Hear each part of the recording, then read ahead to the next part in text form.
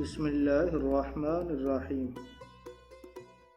حضرت ابراہیم بن ادم رحمۃ اللہ علیہ۔ ایک مرتبہ کا ذکر ہے کہ حضرت ابراہیم بن ادم رحمۃ اللہ علیہ دریا کے کنارے پر بیٹھے اپنی کٹی سی رہے تھے۔ اچانک وہاں سے ایک وزیر کا گزر ہوا۔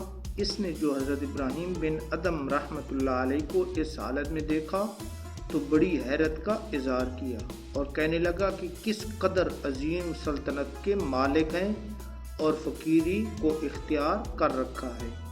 بادشاہ ہو کر فقیروں کی طرح کٹی سی رہے ہیں، جبکہ ادھر ان کے نہ ہونے سے سلطنت برباد ہوئی جا رہی ہے۔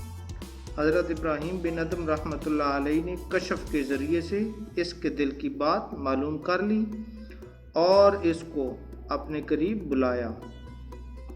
وہ وزیر آپ کے قریب آیا تو آپ نے اس سے فرمایا، تو نے اپنی سمجھ کے مطابق بات کی ہے۔ اس کے بعد آپ نے اپنی سوئی دریا میں پھینک دی اور پھر بلند آواز سے پکار کر کہا کہ میری سوئی مجھے واپس کر دو۔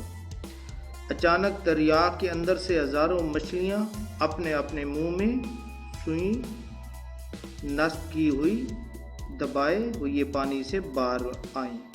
حضرت ابراہیم بن ادم رحمۃ اللہ علیہ نے پھر آواز دی، اے اللہ مجھے صرف میری سوئی چاہیے۔ چنانچہ اسی وقت ایک دوسری مچھلی برآمد ہوئی جس کے منہ میں حضرت ابراہیم بن ادم رحمۃ اللہ علیہ کی سوئی تھی۔ آپ نے سوئی اس مچھلی سے لے لی۔ اس کے بعد آپ نے اس وزیر کی طرف توجہ کرتے ہوئے فرمایا کہ یہ بادشاہی اچھی ہے یا وہ حقیر سلطنت کی بادشاہی؟